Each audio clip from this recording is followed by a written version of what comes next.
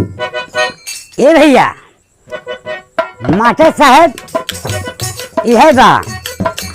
हाँ एक गोरी रतिया में जालू जहाँ जानीला हम त चिरई उड़त पही चानीला गोरी रतिया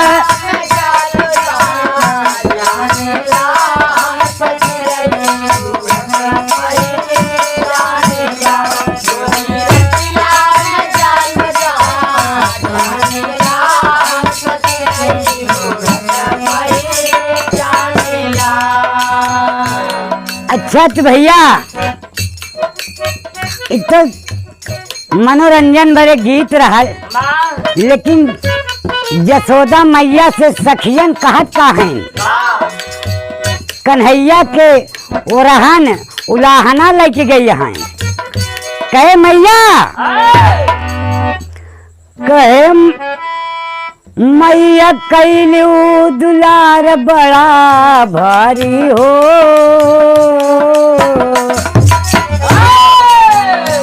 मैया कैलू दुलार बड़ा भारी हो फोर मटकी जमुनवा में डारी हो मैया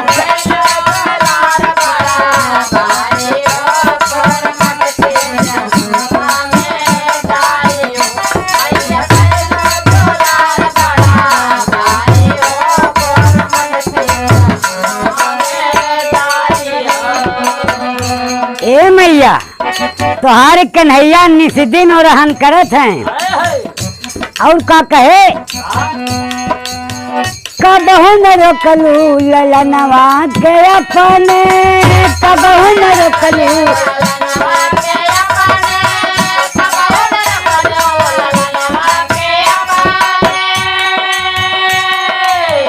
दिनवा सतावे सतावे रात सपने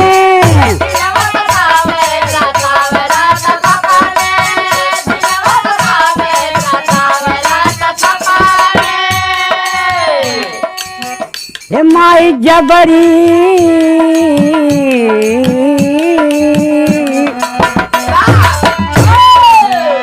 मैया जबरी जुलुम रोजे डारी हो फोर मटकी जमुनवा में डारी हो मैया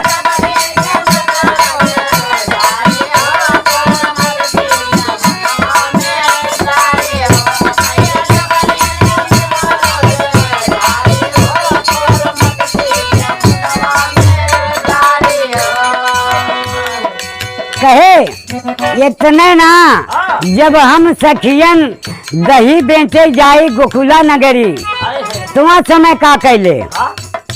दहिया बचन गईली गोकुला नगरिया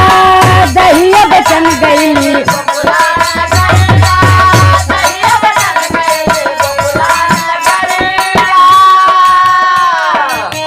दहिया के दान मांगे रोके डगरिया दहिया के दान मांगे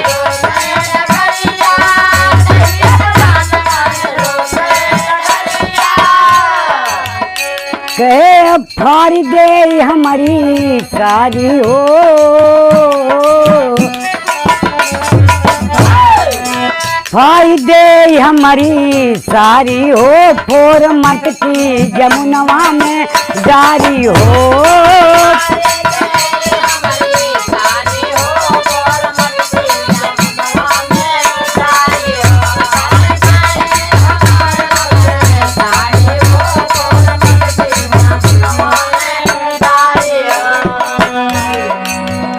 और का कहे माखन चोराई खाए साड़ जैसे मोटा माखन चोराई खाए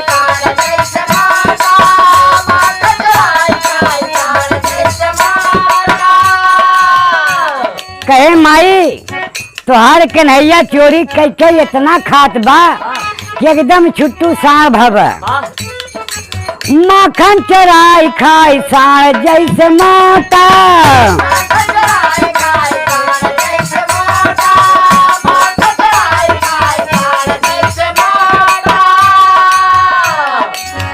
कहलू कि हमारा कन्हैया बा छोटा,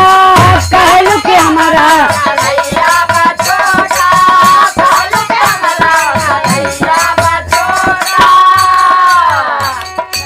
एक दिन दुलार ले बे झारी हो,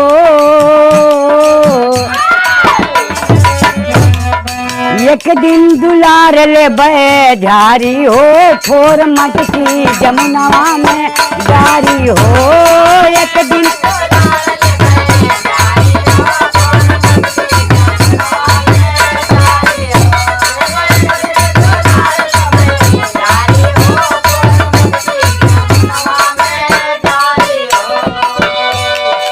कहे यहाँ हुआ तो छेड़ते रहे। जमुना किनारे पहुंच गए। जमुना किनारवा पे चिड़िया चोरावे, जमुना किनारवा पे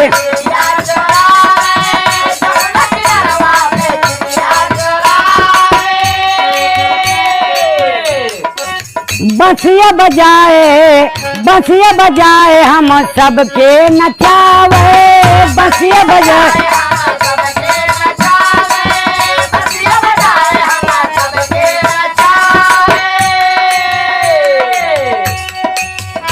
कहे बचऊ सखी जलऊ घारी हो, बचऊ सखी जलऊ घारी हो, फोर मटकी जमुनवा में जारी हो।